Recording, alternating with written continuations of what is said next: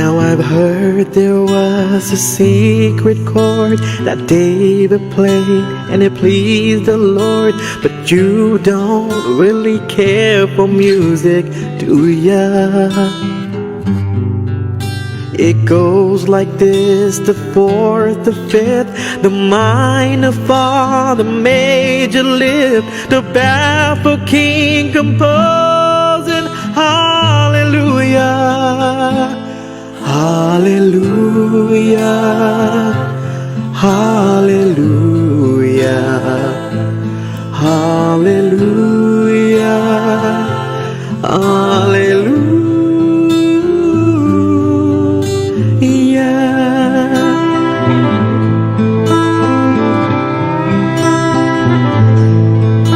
Your faith was strong, but you need the fruit. You saw her begging on the roof, her beauty and the moonlight overthrew ya.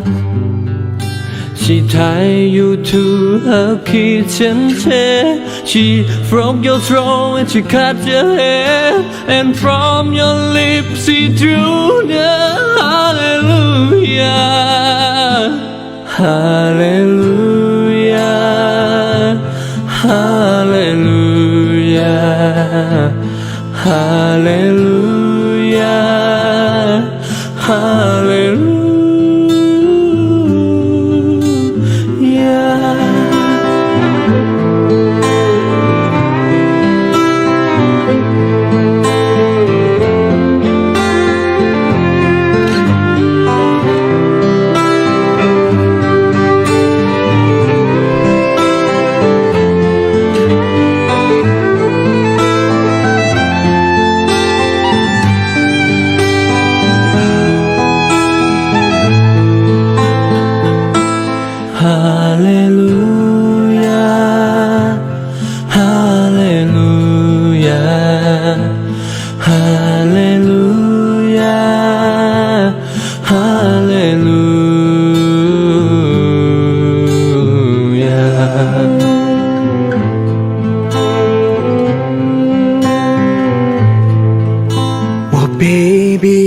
I've been here before. I've seen this room and I've walked this floor. I used to live alone before I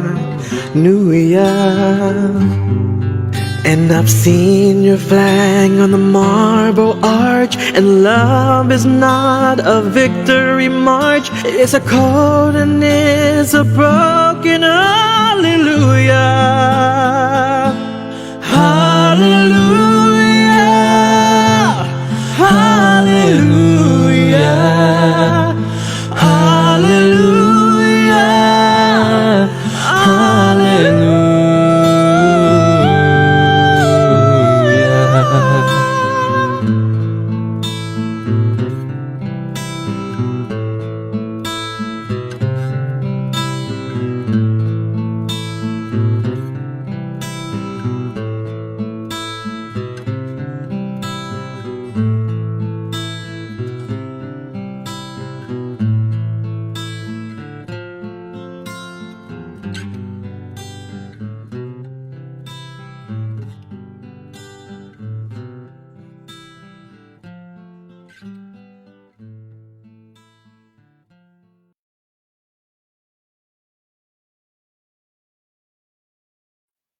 Bà chụp đẹp xua trên room chia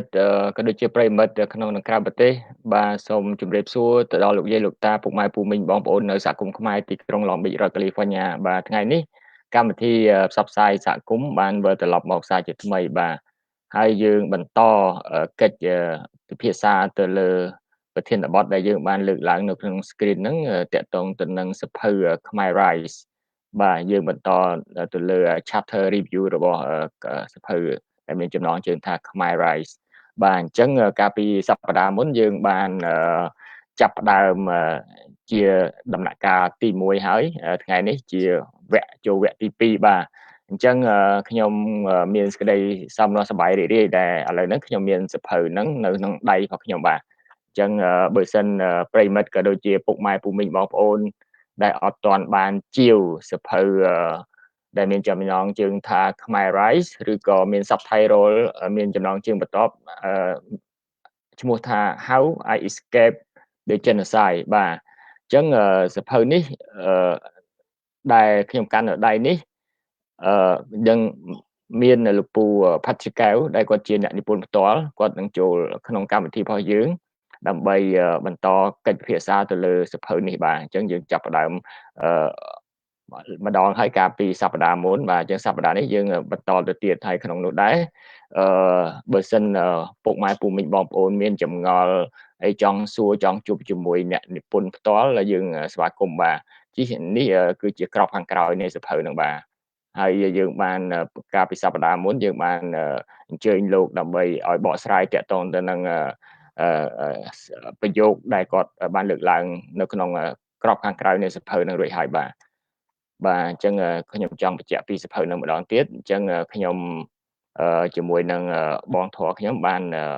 នបញ្ជាទិញពី Amazon បាទឥឡូវបានមកដល់ដៃបាទអញ្ចឹងដើម្បីកុំឲ្យខាតពេលសូមអញ្ជើញលោកពូ Patrick កែវដែលជាអ្នកនិពន្ធខ្មែររាយខ្មែររះឡើងហ្នឹងអញ្ជើញឡើងមកលើ screen បាទ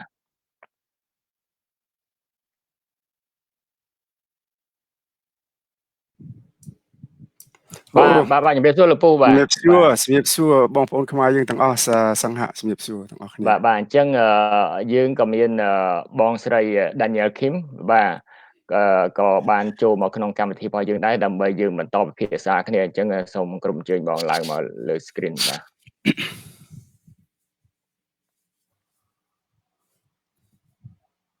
បាទជំរាបសួរបង Danielle បាទ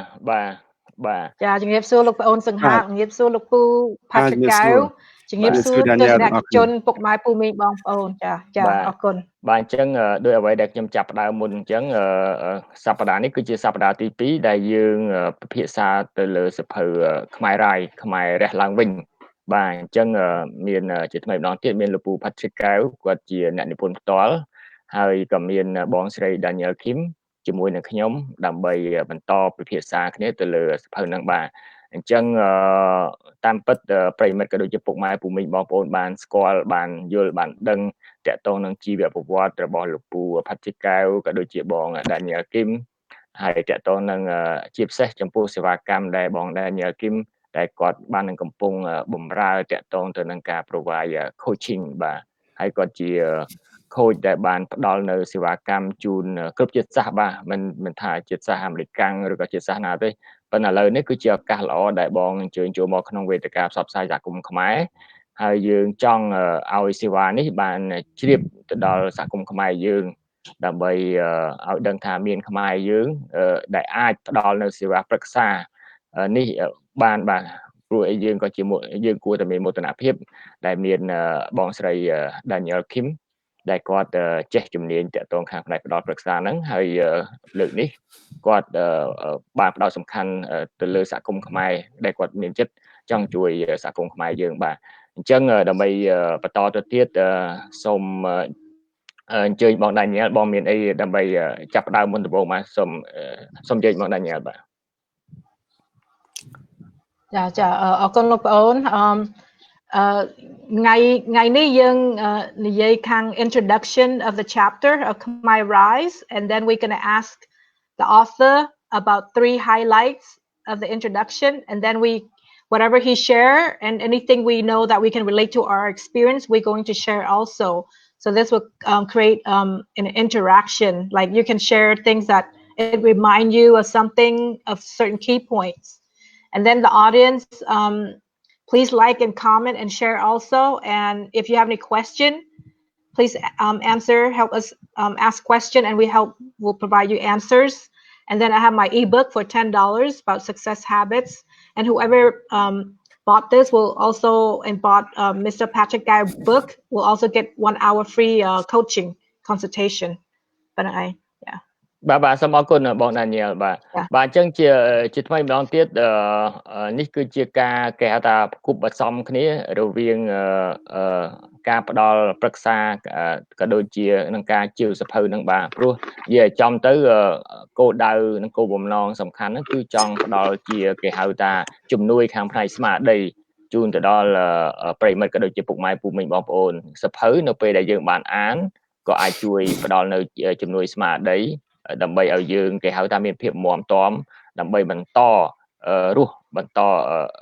ត្រួសត្រាយផ្លូវតទៅថ្ងៃអនាគតហើយតកតងនឹងសេវាកម្មបង Daniel ហើយឥឡូវគាត់បានតាក់តែងជា e-book ដែលមានចំណងជើងថា Success Habit នេះក៏ជាគេហៅថាជា resource ជាប្រភពធនធានមួយទៀតដើម្បីជួយបន្ថែមបើសិនពុកម៉ែពូមីងបងប្អូនឬក៏ប្រិយមិត្តដែលត្រូវការទទួលសេវាហ្នឹងអញ្ចឹងបានថាគាត់មានគេហៅថា system របស់គាត់ច្បាស់លាស់ហើយគាត់ទទួលបានការបណ្ដុះបណ្ដាលនិងបទពិសោធន៍ជាច្រើនឆ្នាំហើយក៏គាត់ចាប់ផ្ដើមគេហៅថាតាក់តែងចងក្រងជា e-book ដូចអ្វីដែលបានឃើញនៅក្នុងនេះដែលមានចំណងជើងថា Success Habits បាទអញ្ចឹងគាត់មានគ្រប់អេឡឺម៉ង់អស់ហើយបាទហើយឥឡូវហ្នឹងគាត់បានជួបជាមួយនឹងលោកពូផាត់ជាកែវដែលជាអ្នកនិពន្ធសភៅ Khmer Rise ហ្នឹងទៀតអញ្ចឹងឥឡូវហ្នឹងយើងកាន់តែសម្បូរបែបក្នុងការផ្ដល់ប្រឹក្សាផ្ដល់ជាគេហៅថាជំនួយស្មារតីជូនដល់ប្រិមិត្តក៏ដូចជាពុកម៉ែពូមីងបងប្អូនបាទអញ្ចឹងសូមអញ្ជើញបង Daniel ហើយនឹងលោកតាមពិតបង Daniel គាត់បានមានប្រសាសន៍ហើយតកតងទៅនឹងអ្វីដែលគាត់ចង់ជម្រាបសួរលោកពូ Patrick កែវបាទតកតងទៅនឹងគេហៅថា introduction បាទអញ្ចឹងលោកពូគិតថាសំណួរអ្វីដែលបង Daniel គាត់មានប្រសាសន៍មិញអញ្ចឹងលោកពូអញ្ជើញចូលរួមក្នុងការបកស្រាយតកតងអ្វីដែលបង Daniel បានលើកឡើងបាញ់មិញបាទសូមគោរពអញ្ជើញលោកពូបាទ as the introduction chapters នឹងគឺគាត់ខ្ញុំចង់ប្រាប់ ថា there is my way to speaking out the truth to expose all the the high powerful country that involving with Cambodia, why Cambodia become what it is today, through the Lunol and the Pol Pot and now is the current Cambodia. That is my first initial mention in the chapters, and also how I understood is that throughout the years there's a lot of misunderstanding about Cambodia. The Cambodian history had never been properly understood. A lot of people say a lot of stuff that somehow I feel that I needed to set the record straight as a person who lived there and gone through all this 3 generation of war. The American war, the American war, the Civil War, and also the Khmer wars with the Vietnam and all of that. And that is just a summary of what the book is all about. That's at the introduction. And the third part is that, yes, I wanted to record the history, straight the history, how I see it as a teenager, 17, 18, 20, 21 years old at the time. So I know enough the truth. What is the truth? What is kind of exaggeration and all that. So I wanted to kind of put what I thought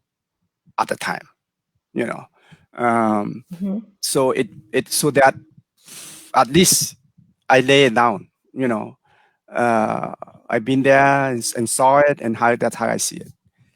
That is the introduction is all about. And also the last one is I wanted to tell people that is the Khmer Rise is about light of like unimaginable. You can, even though light just so unbelievable, it's just unhumane. Nobody gone to that kind of level of suffering and come out of that and do well, like everybody else in America. And that's the summary of the introduction chapters. that I put all about. So you have any other question? If you have read and have any other question, just go ahead and ask me about it. បាទអញ្ចឹងអរគុណលោកពូដែលបានផ្ដល់នៅបទសង្ខេបតាក់ទងទៅនឹង introduction ទៅលើសភៅខ្មែររាយនេះបាទអញ្ចឹងជម្រាបជូនទៅដល់ប្រិមិត្តម្ដងទៀតដែរថាបើសិនបានជាវសភៅខ្មែររាយនឹងហើយបើសិនមានចម្ងល់មានសំណួរឬក៏ចង់ឲ្យអ្នកនិពន្ធយើងលោកពូ Patrick កែវធ្វើការបកស្រាយឬក៏ចង់ជួបផ្ទាល់តាមរយៈវេទិកាយើងក៏យើងសូមស្វាគមន៍ដែរបាទអញ្ចឹងនេះជាឱកាសល្អដែលយើងបានអានសភៅនឹងផ្ទាល់ហើយយើងបានជួបជាមួយអ្នកនិពន្ធផ្ទាល់ហើយបើសិនមានសំណួរអីអាចផ្ញើសារបើសិនអត់ចង់មកដើម្បីឡើងវេទិកាដើម្បីជួបជាមួយអ្នកនិពន្ធផ្ទាល់ក៏អាចមើលកម្មវិធីរបស់យើងហើយផ្ញើសារមកកម្មវិធីរបស់យើងនឹងយកសំណួរតាមរយៈសារផ្ញើសារហ្នឹងមកដើម្បីជួបជាមួយអ្នកនិពន្ធផ្ទាល់ដើម្បីឲ្យគាត់ធ្វើការបកស្រាយហើយលើសពីនឹងទៅទៀតយើងក៏ជួបអាចមានចម្ងល់មានសំណួរអីចង់សួរទៅលើបង Danielle តាក់ទងទៅនឹងសេវាកម្មរបស់គាត់តាក់ទងទៅនឹង coach provide coaching ហ្នឹងក៏យើងអាចដើម្បីធ្វើការបកស្រាយជូនដែរបាទហើយទន្ទឹមនឹងដែរដូចជាប្រិមិត្តក៏ដូចជាពុកម៉ែពូមីងបងប្អូនបានជ្រាបហើយអ្នកដែលបានជាវសភៅហ្នឹងគឺមិនត្រឹមតែបានទទួលសភៅបានជួបជាមួយអ្នកនិពន្ធបានគេហៅថាមាន interaction ជាមួយអ្នកនិពន្ធហើយក៏អាចជួបជាមួយបង Danielle ដែលគាត់មានគេហៅថា gift ឲ្យបន្ថែមក្រៅពីដែលទទួលបានសភៅនឹងទទួលបានការជួបជាមួយសន្ទនាជាមួយអ្នកនិពន្ធបាទអញ្ចឹងនេះគឺជាឱកាសពេជ្រសម្រាប់ប្រិមិត្តយើងទាំងអស់គ្នាបាទអញ្ចឹងកុំភ្លេចជាវសភៅដើម្បីយើងបានស្វែងយល់ហើយយើងបានចូលរួមទាំងអស់គ្នាបាទព្រោះកាលណាយើងមានសភៅនៅដៃយើងបានអានយើងអាចដឹងយើងអាចឆ្វេងយល់កន្លែងណាចំណុចណាដែលយើងចង់ដឹងបន្ថែមឬក៏ចង់មានការបកស្រាយបន្ថែមជាឱកាសដើម្បីជួបជាមួយអ្នកនិពន្ធយើងដើម្បីឲ្យគាត់ធ្វើការបកស្រាយបាទអញ្ចឹងបង Danielle សូមបងអញ្ជើញមានអីបន្ថែមទាក់ទងទៅនឹងអ្វីដែលលោកពូក៏បានបកស្រាយមិញបាទសូមអញ្ជើញបង Danielle ចាខ្ញុំចង់បន្ថែមថា overview introduction ហ្នឹងគាត់ជម្រាបថា chapter 1 through 4បើយើងចង់ដឹងខាង history background of the Cambodian history war and then chapter 5 through 6 it describes America involvement in Cambodia leading to the Pol Pot of the Khmer Rouge and then chapter 7 is a memoir of the author of Lok Pu ការជំនាន់ហ្នឹងចាក៏ប្រាប់ឲ្យអ្នកដឹងខ្លះថា chapter មានន័យយ៉ាងម៉េចខ្លះអី for an introduction. Yes, I just wanted to add a little bit is that for those they might say that I don't want to know history about Cambodia. I know them all already. They want to skip and they just wanted to know my journey, how I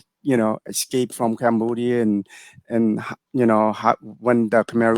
is evacuate the people from the city and how my life involved during that time, the whole until chapters, it's like 17, 19, 18, that's about my story, and then, just wanted to let people I had started that hey, you want to learn about history about Cambodia, yes, you need to read the chapter 1 to 7,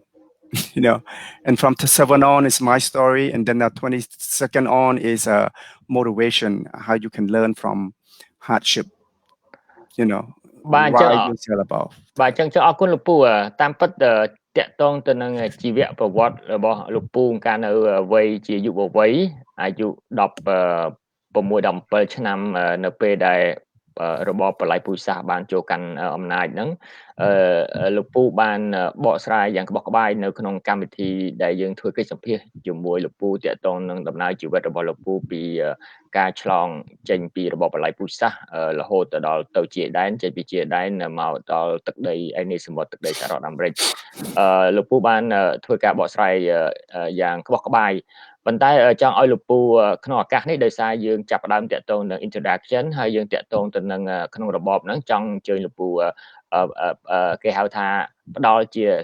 សង្ខេបតាក់ទងទៅនឹងតើលោកពូក្នុងរបបហ្នឹងលោកពូបានធ្វើ ធ្វើអីខ្លះហើយជួបព្រឹត្តិការណ៍អីខ្លះហើយលោកពូមានអ្វីដែលជាគេហៅថាឆ្លងកាត់នៅរសជាតិល្វីងជូរចត់យ៉ាងម៉េចខ្លះលោកពូអាចសង្ខេបបន្តិចបានទេលោកពូបាទសូម Yes, the សូមជម្រាបលោកពូបាទ introduction chapters, yes, has shown that during that times we all living in fears. That Khmer, Pol Khmerus is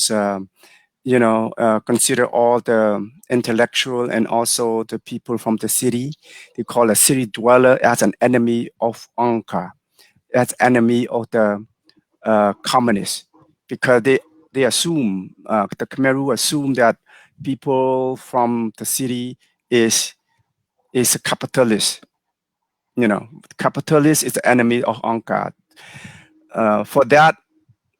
everybody they're gonna try to eliminate everybody. So that is the introduction. I mean, the story in that introduction. And I also told a little bit of story that yes, I sleep awake at night wondering when I will be next. But not just that. When I escape the killing, but I had to go into the slavery work environment. Not just me, but everybody. Just a summary of that. Everybody, go to work and no food. Food's the food ration is very small. It's only a small bowl of porridge. It's not enough to do hard labor, and many people die. And all that, and also during that time, even though I escaped, but my father was killed, and also my sister, along with her child and her husband.លោកពូ during that time. ឥឡូវខ្ញុំចង់សួរបន្តិចលោកពូថាកាលពេលស្រុកធ្លាក់ហ្នឹងលោកពូពេលគេងទៅចេះដូចថាមានអារម្មណ៍ភ័យខ្លាចថានឹងកាលគេមកយកទៅវិញហើយកាលហ្នឹងលោកពូដូចថាជួយប្រាប់ពីការហ្នឹងប្រហែលដងដែរឬក៏លើកទី1ដែលលោកពូដូចថាពេលគេងទៅខ្លាចគេទៅយកហ្នឹងយ៉ាងម៉េចលោកពូអាចប្រាប់ផ្ទាល់ខ្លួនបានទេ No, that is during the Khmer Rouge. Everybody go to bed and wondering when you're going to be killed. But as I ថាយកទីប្រហែលខែដូចថាមានអារម្មណ៍នឹងលើកទី1ពេលការចូលធ្លាក់នៅក្នុងស្រុកជំនាន់ហ្នឹង No, it's a whole years, the whole 3-4 years. Everybody afraid. Everybody wondering when they're going to be killed.ដល់ពេលឥឡូវ No. ដល់ពេលឥឡូវលែងមានខ្លាចអីវិញរឿងហ្នឹង No, the Khmer the slavery is underneath of my footsteps. No, can't. They can't. They've been buried down on the earth already. And in terms of for me, I don't know about other. I don't know, because I'm already rise above them already. The optical. Okay, since you said you already rise, what technique did you use to help yourself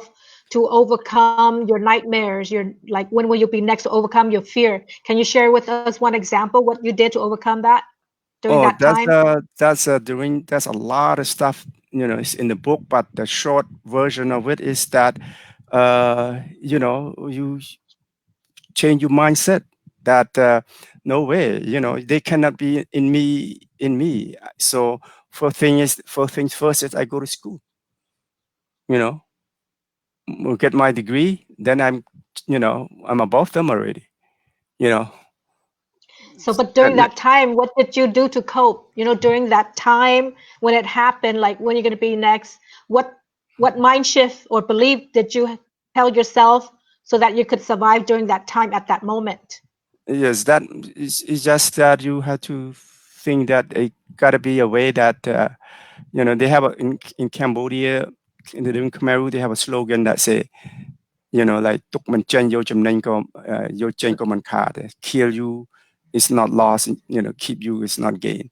But you have to find a strategy that yes, you kill me, you lost. You keep me, yes, you gain.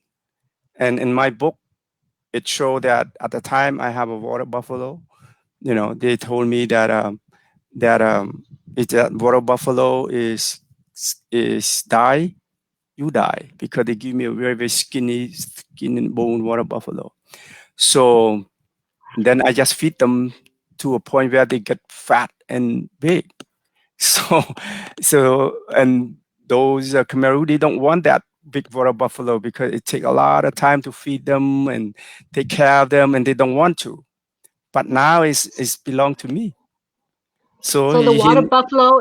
is your therapy. It's like your companionship to help you, yes, it give can you help hope, to me. keep you Yeah, going. yes. Yeah. And then Oh, and then they at one point when those people like the old village, the old liberated people, and the Khmer, they because they drove ox carts, and the ox cart is very small, they broken down the rainy season and stuff like that. So I just yeah. go and pull them out and put in Okay. the So road. before I turn over to Sanghak to interact, I want to ask the audience. Mr. Patrick Gao said he has a fear of nightmare when he will be next, and his answer was he changed his mindset, he's changed his belief, and then he has hope about the water buffalo to give him hope. He took care of it. So I want to ask the viewer if anyone ever had similar experience about fear. What did you do for yourself to overcome it? And if you could share a few words in your comment, that'd be great. Or you just click like. Now I give it back to Paul Sanghak, your input and feedback. បាទសូមអរគុណលោកពូសូមអរគុណបង Danielle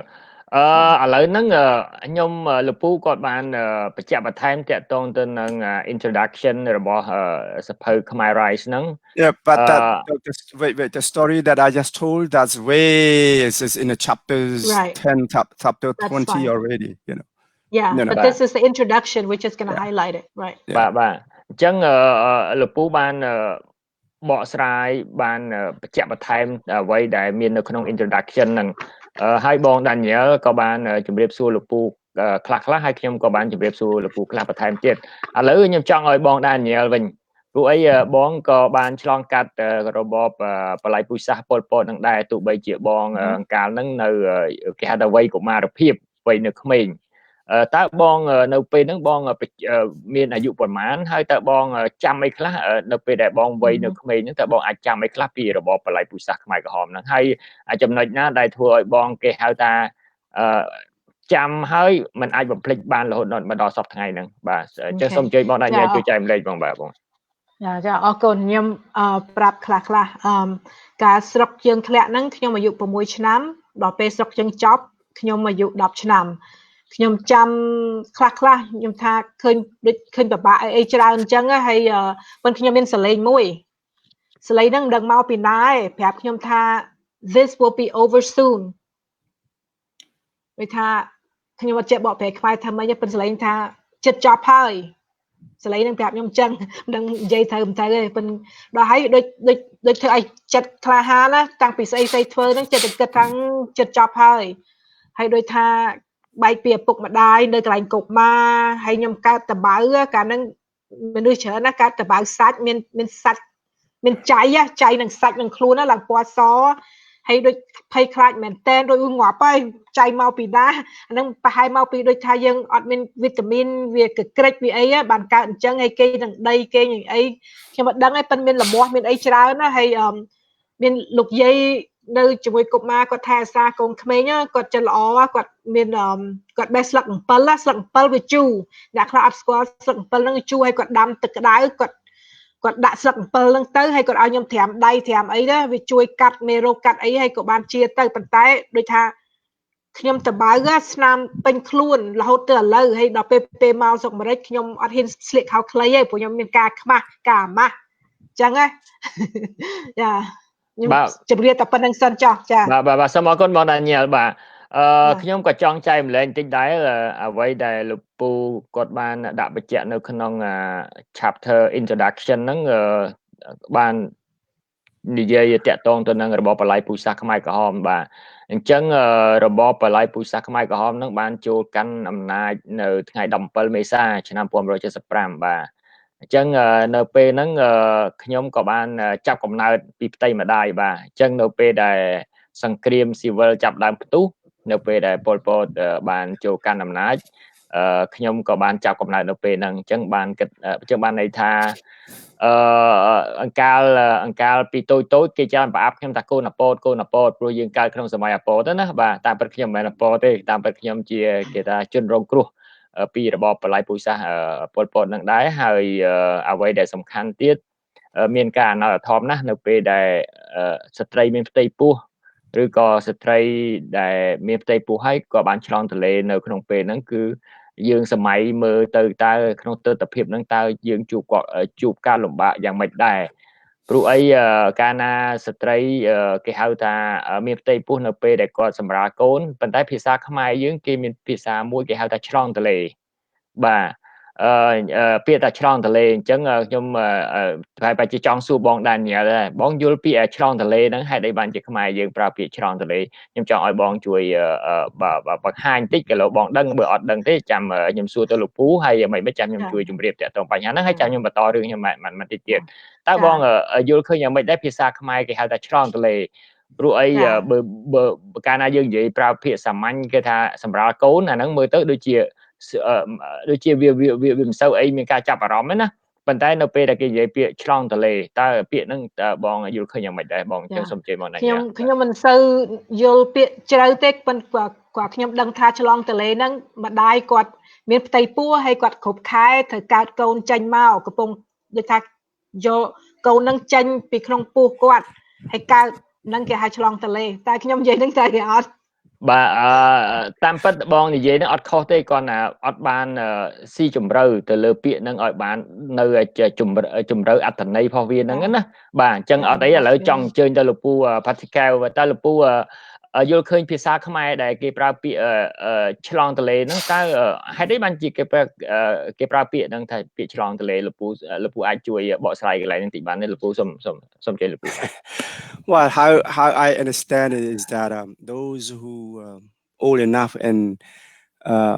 have experience swimming across Mekong, from one side to the next, then you know the feeling of how you swim across the river, across the Mekong River. The distance is so huge, when let's say you be able to swim across to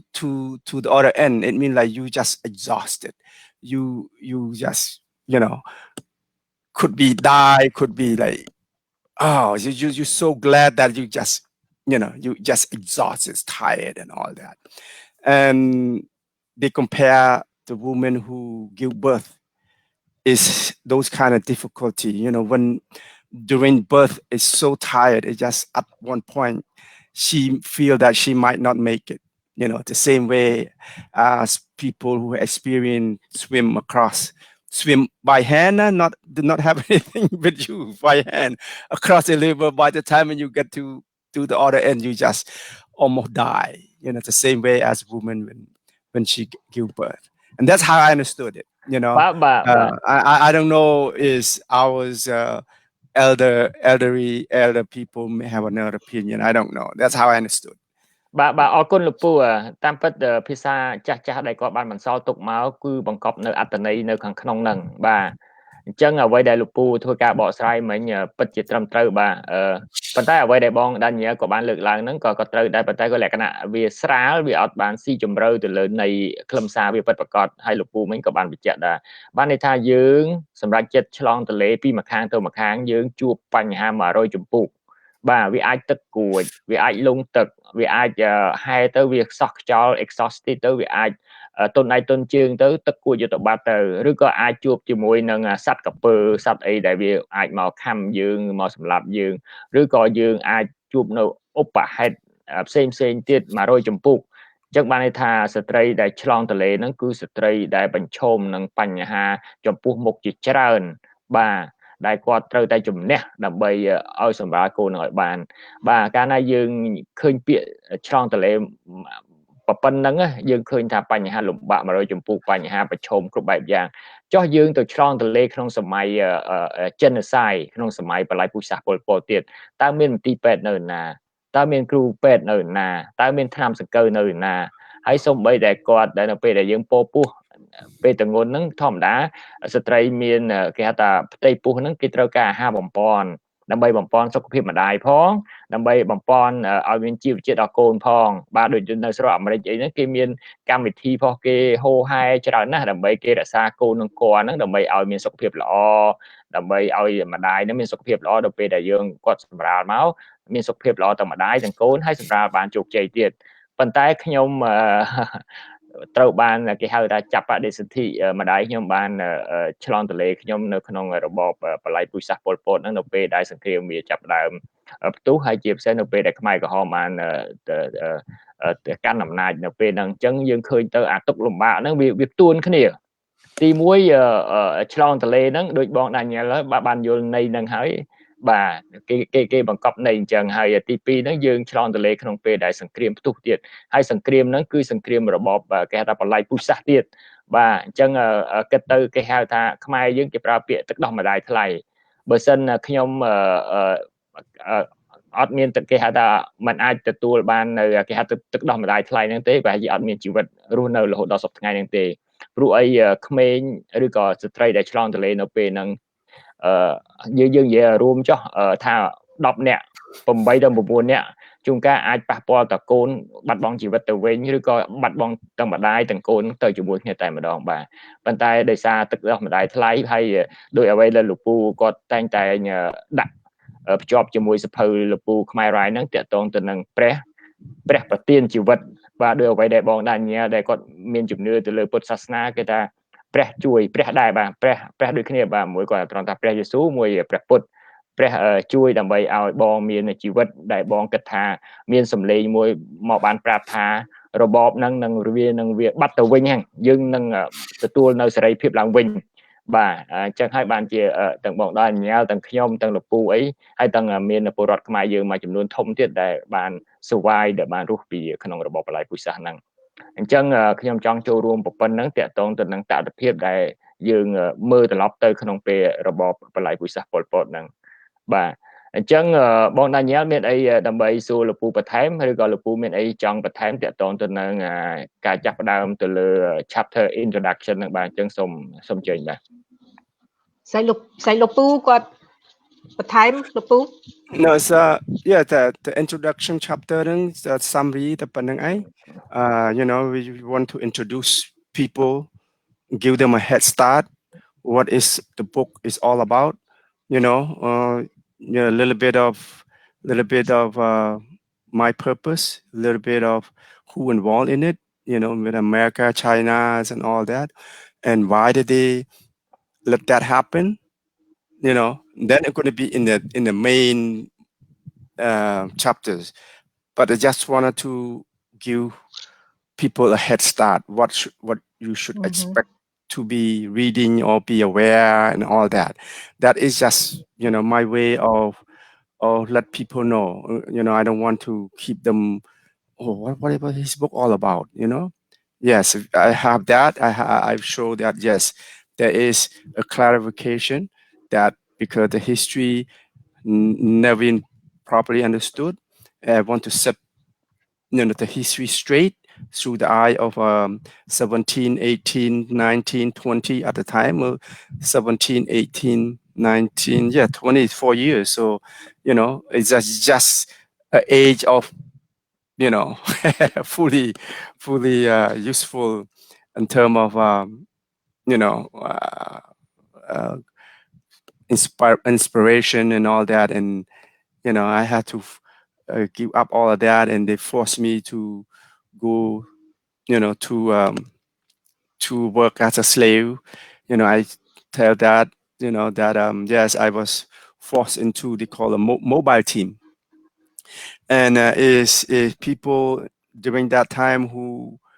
been assigned or been working in a mobile team at the time, is just, they know how harsh that is. You know, most people never get out of that team.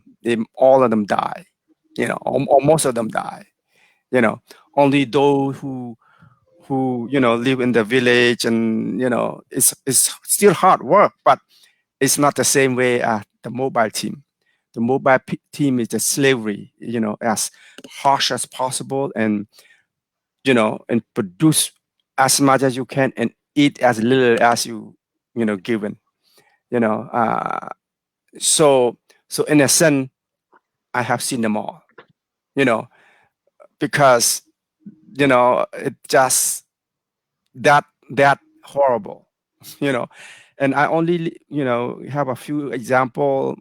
in my book, you know, because I don't want to bother people with just a few. They will know that how harsh that is, you know. And also the picture that I associate with the, you know, with what I put in there, like the introduction chapters, you know. I just put only 2 pictures that I took in Cambodia. At the time I went to Chiang Ek, you know, and then I took the pictures, the all the skeleton, you know, to show that when I say that people, 2 million people killed, what do you mean? You know, so I want to show it to them that yes, here is the skeleton of the 2 million people, but representing the 2 million people, not all of them. And then I have a caption, you know, that yes, I went to Cambodia, go to Chiang Mai. This picture is from, you know, the people who died from 1975 to 1975, you know, photo by me personally, you know, so that it's not you write book. Yes, you know, when I say that during that time is killing, I have the evidence of that killing, you know. And also in my book I have another pictures and another photograph about, you know, when you do bad thing, bad gonna go, go after you, you know. The same as like Pol Pot, he killed 2 million. He not even think that he did anything wrong. 2 million something people die in a remote village. So when he died the same way in the jungle. And he is the state, you know, he's number 1 person, you know, in the country. And he died, and then they burn his body with the car tire. And I love to put that pictures on my book, showing that, see, when you do, when you when, ខេលោកពូ you know, ប៉ុណ្ណឹងបានហើយលោកពូច្រើនហើយអរគុណ yeah, ច្រើន so រៀបរាប់ច្រើ that's នហើយ my ចាខ្ញុំ that's my សូម បា បន្ ទ ថែមខ្លះ បាទ ចា អញ្ចឹងបងចង់ឲ្យខ្ញុំឬក៏ចង់បងមានអីចង់បន្ថែម បើ បាទ ខ្ញុំចង់បន្ថែមខ្លះហើយខ្ញុំចង់សួរថាមានពេលវេលានុតដែរខ្ញុំមិនចង់ស៊ីច្រើន ឥឡូវចេះបងខ្ញុំចង់ជម្រាបសួរចង់ធ្វើការបកស្រាយបន្តិចទៀតហើយចាំជូនទៅបងបាទខ្ញុំចាប់អារម្មណ៍នឹងអ្វីដែលបង Daniel ក៏បានសួរលោកពូតាក់ទងទៅនឹងក្នុងភាពដែលលោកពូរស់នៅក្នុងរបបបល្ល័ង្កពូជសាសន៍ប៉ុលពតហ្នឹងធ្វើម៉េចបានលោកពូអាចខូបអាចគេហៅថាអាច resilient អាចធ្វើឲ្យជីវិតរបស់លោកពូហ្នឹងមានការផ្លាស់ប្ដូរហើយមិនត្រឹមតែផ្លាស់ប្ដូរទេគឺ rise ថែមទៀតមានការរះឡើងថែមទៀត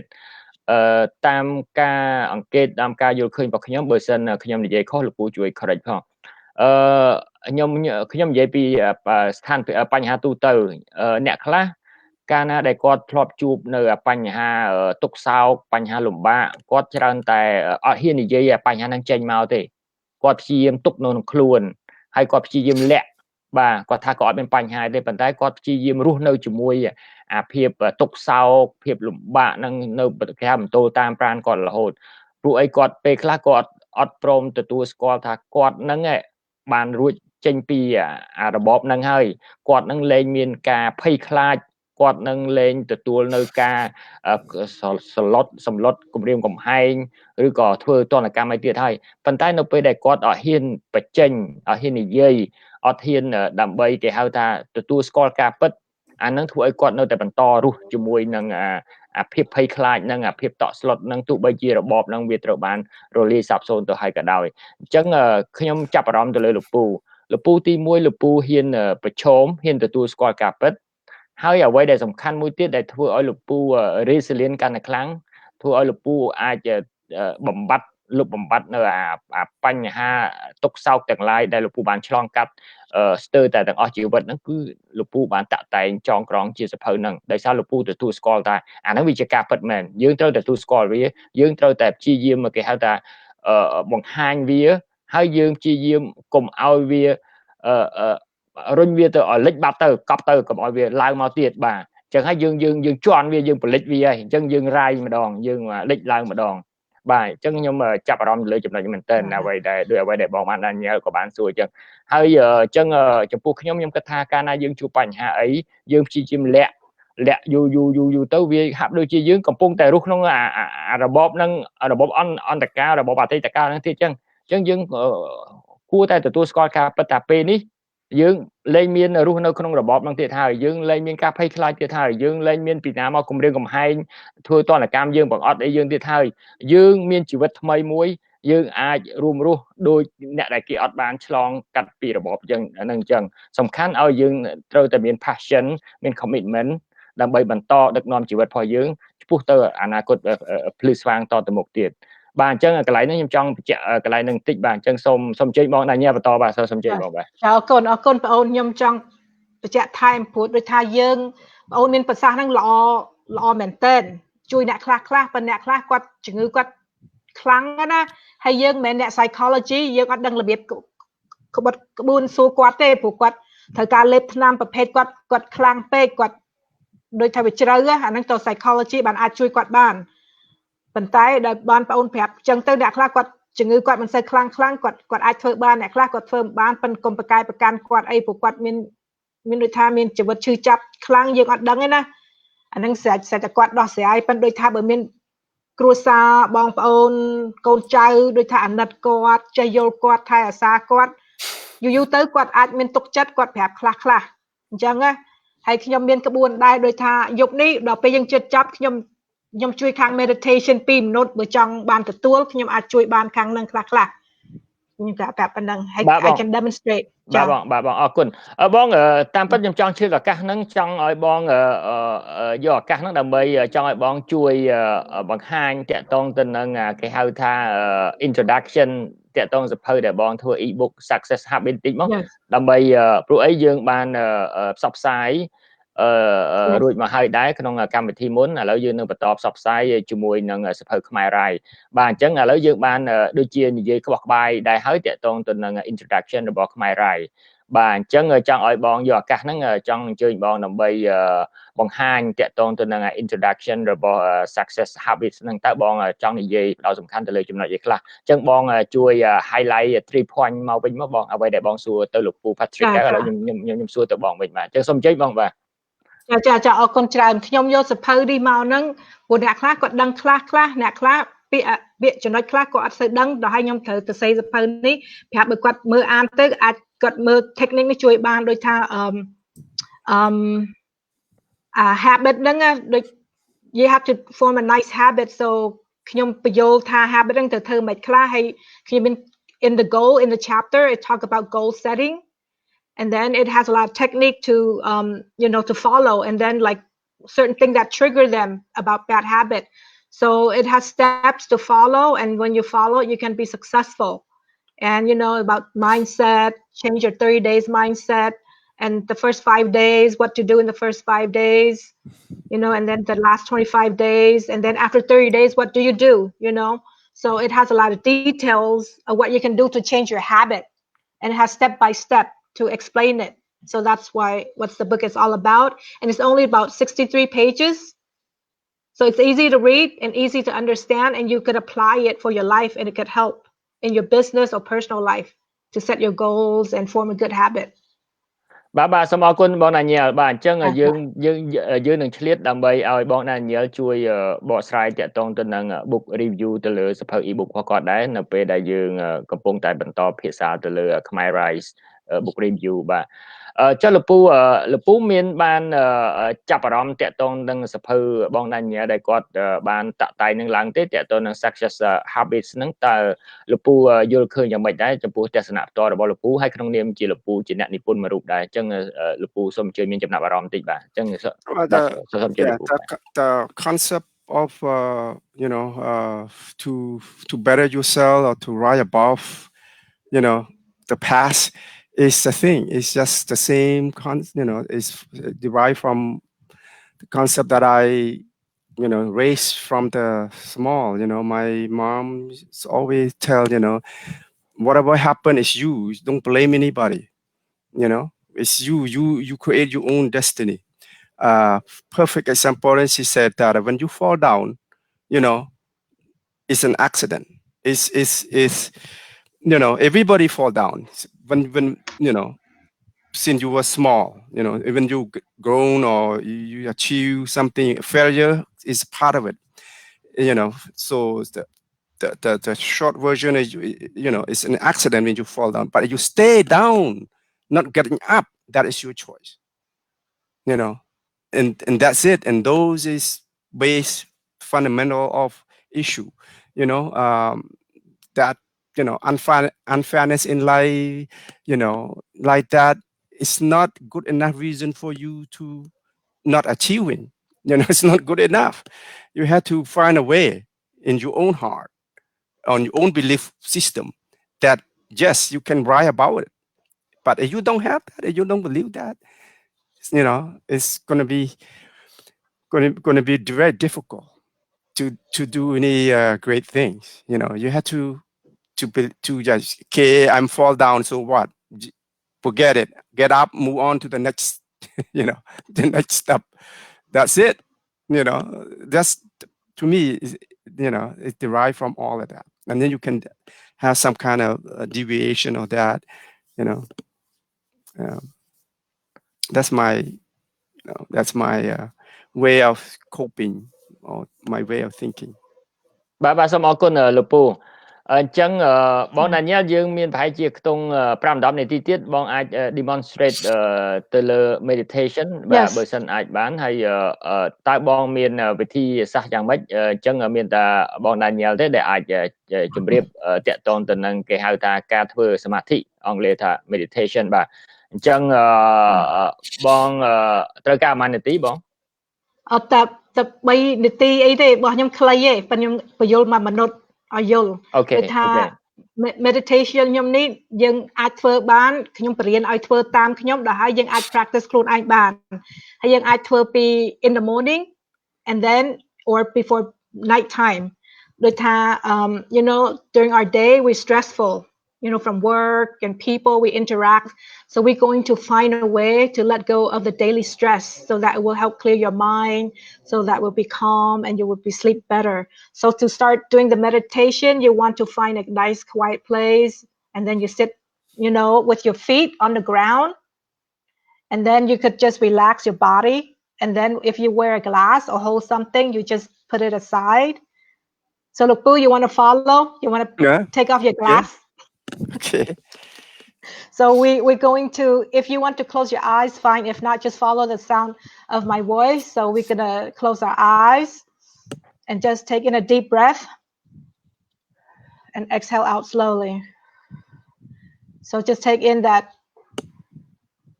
deep breath in and hold it for a second. 1, 2, 3, 4, and exhale out slowly. All your worries and stress and tension, just breathe out all your stress. And inhale in energy and positive thoughts, and exhale out negative thoughts, whether someone upset you, stress of the day, anything that's bothered you, just imagine to let it go. And even it will help you if you could imagine like all the stress and tension you have, just you breathe it out, and that it's like expanded into a balloon, it's floating. And the balloon expanded as you exhale out all the stress and tension. And then you see the balloon begin to pop and disappear in the universe. So all the stress and tensions are gone.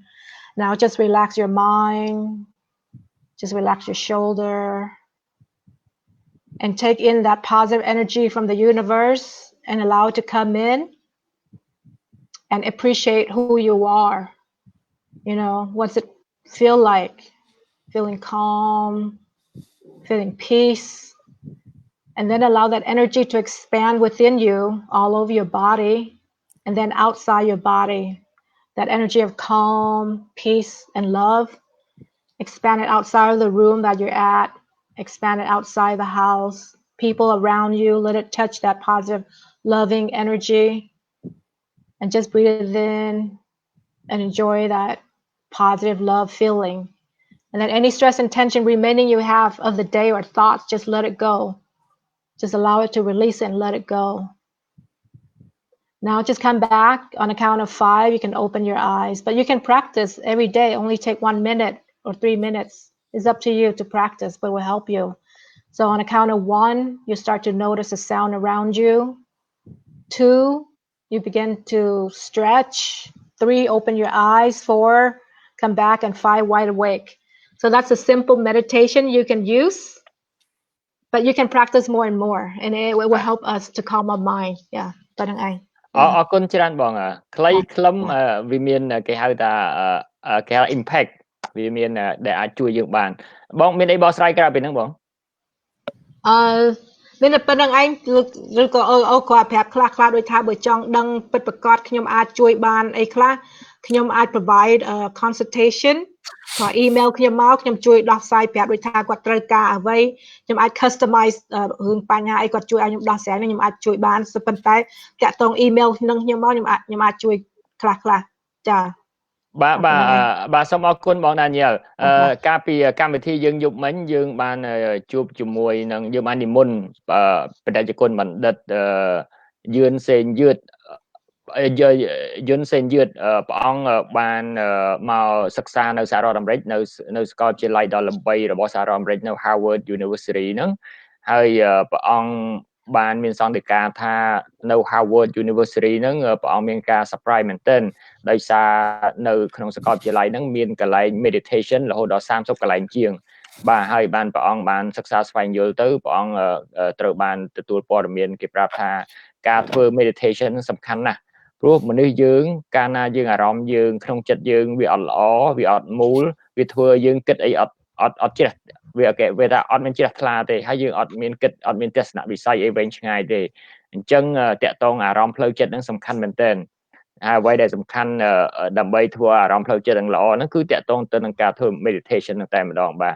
ហើយសូមអរគុណបង Danielle សូមបីក្បួនផងបង Danielle ក៏ផ្សារភ្ជាប់ជាមួយនឹង meditation ហ្នឹងដែរបាទអញ្ចឹងម្ដងទៀតការធ្វើ meditation ហ្នឹងកម្មវិធីរបស់យើងក៏មានដែររៀងរាល់ថ្ងៃសុក្រនិងថ្ងៃអាទិត្យបាទដែលយើងមានអ្នកគ្រូសុគន្ធាអ៊ុំដែលគាត់មានជំនាញខាងផ្នែក yoga ហើយនិង meditation បានចូលមកកម្មវិធីរបស់យើងជាប្រចាំបាទក្នុងមួយអាទិត្យ2ដងអញ្ចឹងបើសិនពុកម៉ែពូមីងបងប្អូននៅសហគមន៍ខ្មែរមិនទាន់យល់មិនទាន់ជ្រាបតាក់ទងទៅនឹង yoga ហើយជាពិសេសតាក់ទងនឹង meditation ហ្នឹងទេតាមពិតសំខាន់ណាស់ការធ្វើសមាធិបាទដោយអ្វីដែលព្រះអង្គបណ្ឌិតព្រះអង្គមានសង្ឃដីកាការពីយប់មិញក្នុងកម្មវិធីរបស់យើងអញ្ចឹងបាទមនុស្សយើងកាលណាអារម្មណ៍អត់មូលអារម្មណ៍អត់ស្ងប់អារម្មណ៍អត់ជ្រះថ្លាយើងធ្វើអីក៏អត់សូវបានគេហៅថាឲ្យលះដៃលះជើងហើយទទួលបានផ្លែផ្កាល្អដែរបាទហើយក្នុងនឹងដែរទឹកបានដឹងថា system របស់បងណាញ៉ាក្នុងនឹងក៏មានជា meditation ផងដែរចុះលោកពូតាក់ទងទៅនឹងអ្វីដែលលោកពូមានការលើកទឹកចិត្តក្នុង chapter ចុងក្រោយនៃសភៅរបស់លោកពូហ្នឹងមានអីតាក់ទងទៅនឹងខាង meditation ឬក៏លោកពូមានវិធីសាស្ត្រអីផ្សេងដើម្បីធ្វើឲ្យអារម្មណ៍ក្នុងការលើកទឹកចិត្តរបស់មនុស្សហ្នឹងកុំឲ្យគាត់មានការ down កុំឲ្យគាត់គិតថាឆាកជីវិតរបស់គាត់មានតែប៉ុណ្្នឹងដើម្បីឲ្យគាត់លើកទឹកចិត្តគាត់ឲ្យបន្តទៅមុខទៀតដើម្បីឲ្យគាត់រាយឲ្យគាត់រះឡើងតើលោកពូមានតាក់ទិចអីផ្សេងនេះដើម្បីបញ្ជាបនៅក្នុងសភៅរបស់លោកពូហ្នឹងតាក់ទងទៅនឹងការលើកទឹកចិត្តតាក់ទងនឹង motivation ហ្នឹងលោកពូ No, those style and it's just a variety of different way to to relieve stress and all of that. And my book is just about doesn't matter what your background is, you can write about it, and here you can do it, and which is your own self. It depends on your own, everything is your set your mind into it, the power of the mind, and that you have to create your own, you have to develop your own way of doing things, and the basic information in my book is just that, yes, you have to believe it before you have to aware that yes, you born to have to make decision like everybody else. You know, you បាទ born to បាទ win, make decision. But do you believe that? If you don't, then nothing gonna happen. បាទបាទ You អញ្ចឹ know. ងអរគុណបាទអញ្ចឹងជាថ្មីម្ដងទៀតចំពោះសភៅបង Daniel តាក់ទងទៅនឹងម្ដងទៀតខ្ញុំសូមយក slide ហ្នឹងយកមកដាក់បញ្ចូលបន្តិចបាទsuccess habits ហ្នឹងបើសិនប្រិមិត្តអត់ទាន់បានជាវទេអាចជាវ e-book ហ្នឹងដើម្បីបានជាទុនបានជាចំណេះដឹងថែមមួយទៀតក្រៅពីអ្វីដែលបង Daniel គាត់ធ្លាប់បានចូលក្នុងកម្មវិធីរបស់យើងដើម្បីចែករំលែកនៅចំណេះដឹងក៏ដូចជាវិធីសាស្ត្រផ្សេងដូចថ្ងៃនេះក៏បានបញ្ចូលតាក់ទងទៅនឹងការធ្វើសមាធិអញ្ចឹងកុំភ្លេចបើសិននេះអាចជា e-book របស់គាត់ដោយអ្វីដែលយើងបានផ្ដល់អាស័យដ្ឋានទំនាក់ទំនងនៅក្នុង slide នឹងស្រាប់បាទហើយតិចទៀតខ្ញុំនឹងបញ្ជាក់ឲ្យពេញ full មួយ screen តែម្ដងហើយចំពោះប្រិយមិត្តដែលអត់តបានជាសភៅខ្មែរ Rise ទេឥឡូវយើងទៅបានចូលគេហៅថាចាប់ផ្ដើម2វគ្គទាំងថ្ងៃនេះបាទថ្ងៃនេះយើងបន្តតាក់ទងទៅនឹង chapter review ហ្នឹងប៉ុន្តែយើងបានចាប់ដើមចូលទៅខាងផ្នែក introduction បាទអញ្ចឹងយើងនៅមាន chapter ជាច្រើនទៀតដើម្បីgo through ទាំងអស់គ្នាដើម្បីយើងឆ្លងនៅពី chapter មួយទៅ chapter មួយទាំងអស់គ្នាអញ្ចឹងដើម្បីឲ្យមានគេហៅថាគំនិតហើយដើម្បីឲ្យមានថាតើសភៅនឹងក្នុង chapter នីមួយៗហ្នឹងមានការបកស្រាយនិយាយពីអីហ្នឹងសូមជាវទៅដើម្បីយើងអាចចូលមកក្នុង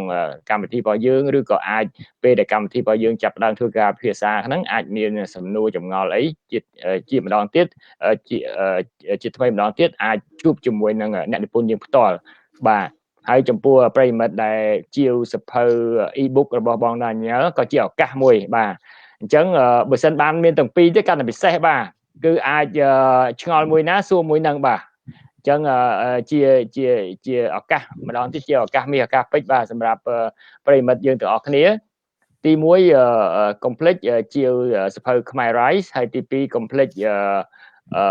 សភៅ e-book របស់បង Daniel តាមរយៈអាស័យដ្ឋាននិងលេខទំនាក់ទំនងអ្វីដែលយើងបានបង្ហាញនៅក្នុងនោះដែលមានចំណងជើងថា success habits បាទអញ្ចឹងកម្មវិធីរបស់យើងដូចជាសម្រាប់ថ្ងៃនេះដោយសារយើងលើកយកតែ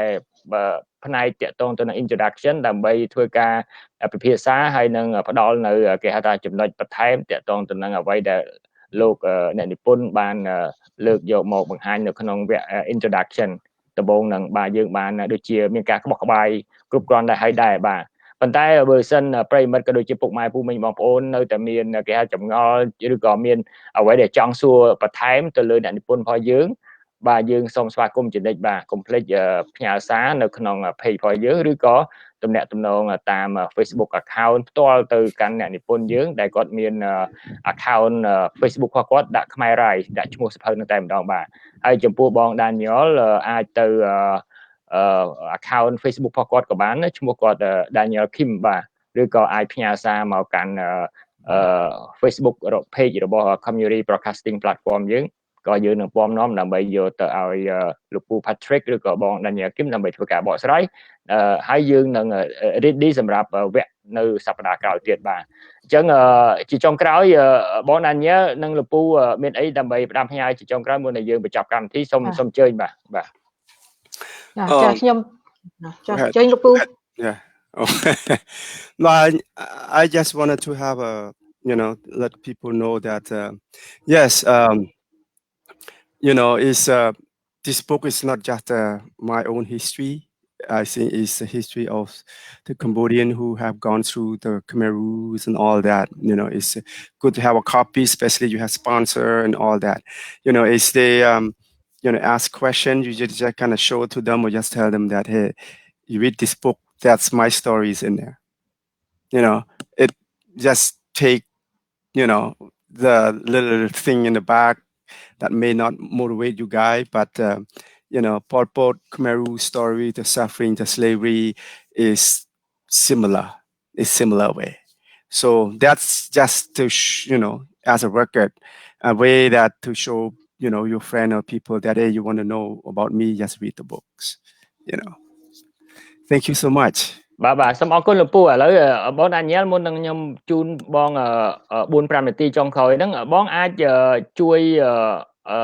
មានជា bio អីជួយផ្ដល់ឲ្យតិចមកយើងនឹងចង់ឲ្យប្រិយមិត្តក៏ដូចជាពុកម៉ែពូមីងបងប្អូនយើងចង់ដឹងតាក់ទងជីវប្រវត្តិបងដោយអ្វីដែលលោកពូបានសរសេរនៅក្នុងសង្ខេបតាក់ទងនឹងសភៅរបស់គាត់ដើម្បីជាការបង្ហាញបន្ថែមទៀតចំពោះអ្នកដែលបានតាមដានកម្មវិធីរបស់យើងកន្លងមកតាក់ទងនឹងជីវប្រវត្តិរបស់បងដាក់មកដើម្បីយើងនឹងជួយបង្ហាញហើយយើងជួយផ្សព្វផ្សាយតាក់ទងទៅនឹងសភៅ e-book តាក់ទងទៅនឹង Success to Habit របស់បងហើយនឹងក៏ដូចជាបន្តផ្សព្វផ្សាយតាក់ទងសភៅរបស់លោកពូបាទផងដែរបាទអញ្ចឹងបងអញ្ជើញចុងក្រោយបងសូមជ័យមកបាទអូខេចាខ្ញុំសូមអរគុណបងអូនហើយអរគុណលោកពូហើយអរគុណទស្សនិកជនបានមើលកម្មវិធីយើងសភៅលោកពូខ្ញុំប្រាប់ថាដូចថាធ្វើឲ្យយើងពេលអានទៅមិនទៅជាភ័យខ្លាចវិញទេឲ្យយើងនឹងមានចិត្តក្លាហានវិញព្រោះគាត់ធ្លាប់ហោះហែលពីមុនមកហើយដូចថាបើចង់ដឹងរបៀបត្រូវធ្វើយ៉ាងម៉េចអាហ្នឹងខ្ញុំអាចជួយបានជួយថាខាង mindset ដូចថាមើលរឿងអានរឿងគាត់ហើយដូចតែអត់យល់ឬក៏តើគាត់ធ្វើមិនទៅដែលគាត់អាចឆ្លងកាត់បានព្រោះមនុស្សយើងវាខុសគ្នាហើយយើងសួរគាត់ទៅឬក៏សួរខ្ញុំទៅខ្ញុំមានក្បួនខ្ញុំអាចប្រាប់សម្រាប់ឲ្យឆ្លងកាត់ណាហើយ bio ខ្ញុំហ្នឹងខ្ញុំក៏ប្រាប់ថាអ្នកណាទិញសភៅ e-book ហ្នឹងខ្ញុំនឹងជួយឲ្យមក coaching ហ្នឹង1ម៉ោង free ដូចថាគាត់ដោះស្រាយបញ្ហាអីហ្នឹងខ្ញុំអាចជួយដោះស្រាយហើយណាទៀតខ្ញុំ donate ទៀតខ្ញុំ donate ទៅឲ្យបងអូនសង្ហៈខ្លះព្រោះគាត់ខំធ្វើការសឹងអីសម្រាប់ free ហ្នឹងឡើងអត់ឈប់សោះគាត់ធ្វើការផងគាត់មក volunteer មកជួយពួកយើងផងហើយឲ្យទស្សនិកជនមើលដឹងឲ្យដឹងឮអីចឹងដូចថាខ្ញុំមនិតគាត់ so I want to help him to have a piggy bank so I can help donate so any book will donate 30% to his funding for his dream home. It may not be much, but it's a piggy bank and it will add up. So if we're helping each other, you know, and then I will donate to maybe 10 or 20% to Lok Prasang Sophea because he come help volunteer. So we all helping each other. You know, the more we help ourselves, the more we have to help our community. And also with Patrick Guy, whoever bought his book, I will also provide 1 hour free consultation with my expertise, you know. So that's all I have to say. And I want to appreciate for continuing to watch our program. And I hope that it will help you. And if you have any question, please email us and comment us because we're here to support. So do not let this opportunity pass by. You know, this is a special offer. So, but it's up to you. We all have a choice, you know, to make a difference in our life, to help our family, because now is a time to come together. We have time and we live in a state of fear. So we need to find a way to let go of that and support and love one another and have peace. That's all we can do is help each other. Yeah. បាទអញ្ចឹងជាថ្មីម្ដងទៀតសូមអរគុណលោកពូ Patrick សូមអរគុណបង Danielle ចំពោះការចំណាយពេលវេលាដើម្បីចូលរួមកម្មវិធីថ្ងៃនេះហើយយើងនឹងបន្តកម្មវិធីរបស់យើងនៅសប្តាហ៍ក្រោយនៅថ្ងៃពុធវេលាម៉ោង 6:30 នាទីយប់ម៉ោងនៅ California ដដែលហើយសូមអរគុណចំពោះប្រិយមិត្តក៏ដូចជាពុកម៉ែពូមីងបងប្អូនទាំងអស់ដែលបានតាមដានកម្មវិធីរបស់យើងជារៀងរហូតមកហើយសូមជូនពរឲ្យមានសេចក្តីសុខសុភមង្គលហើយ